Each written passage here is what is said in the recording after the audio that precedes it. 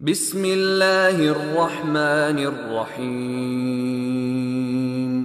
يا أيها الذين آمنوا لا تتخذوا عدوي وعدوكم أولياء تلقون إليهم بالمودة وقد كفروا بما جاءكم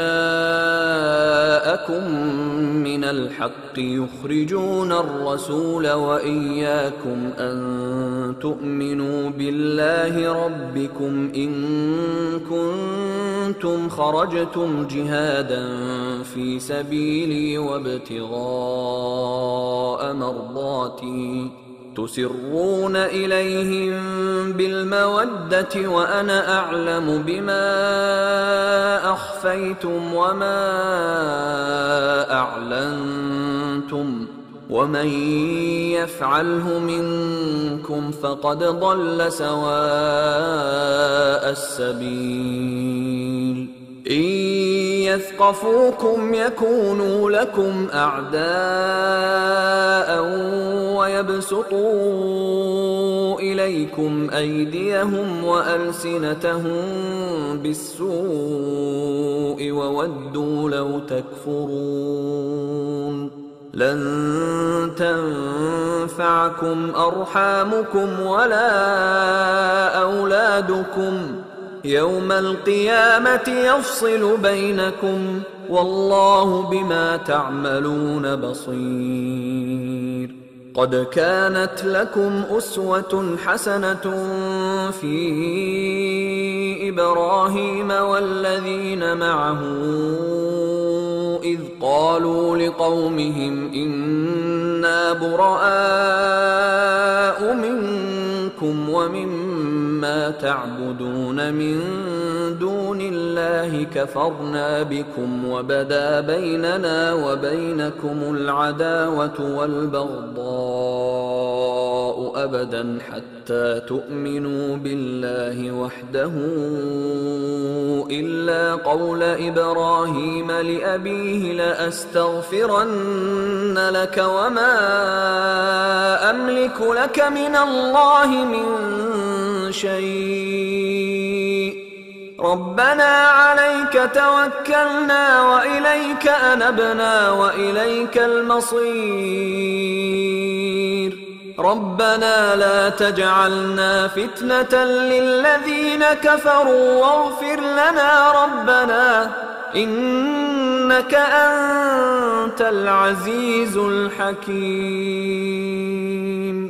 لقد كان لكم فيهم أسوة حسنة لمن كان يرجو الله واليوم الآخر ومن يتول فإن الله هو الغني الحميد.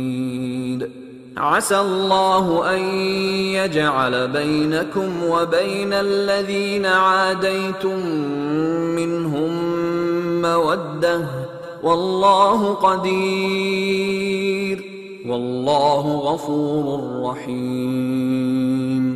لا ينهاكم الله عن الذين لم يقاتلوكم في الدين ولم يخرجوكم من دياركم أن تبروهم وتقسطوا إليهم إن الله يحب المقسطين.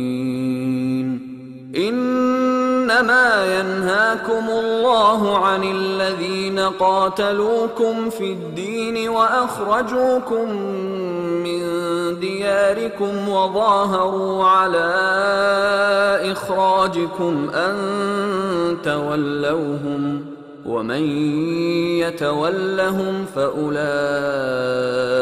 هم الظالمون.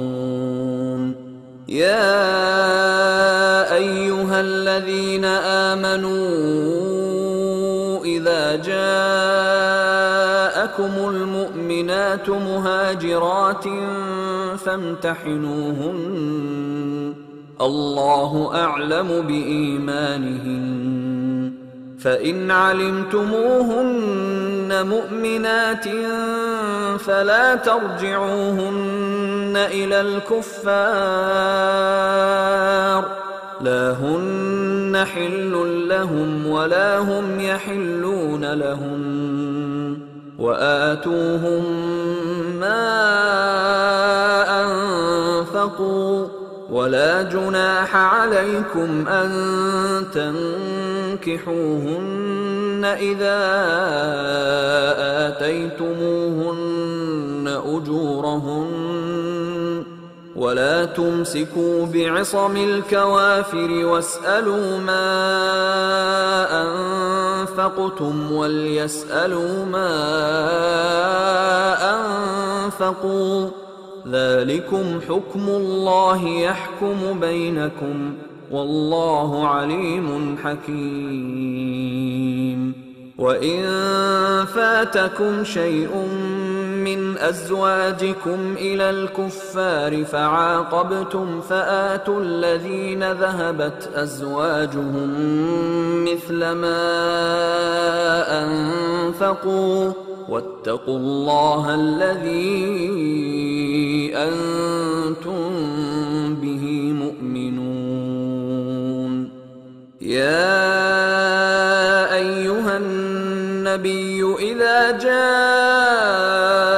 المؤمنات يبايعنك على ألا يشركن بالله شيئا ولا يسرقن ولا يزنين ولا يقتلن أولادهن ولا يأتين ببهتان يفترينه بين أيديهن وأرجلهن ولا يعصينك في معروف فبايعهن واستغفر لهن الله إن الله غفور رحيم. يا أيها الذين آمنوا لا تتولوا قوما غضب الله عليهم قد يئسوا من الآخرة كما يئس الكفار من أصحاب القبور.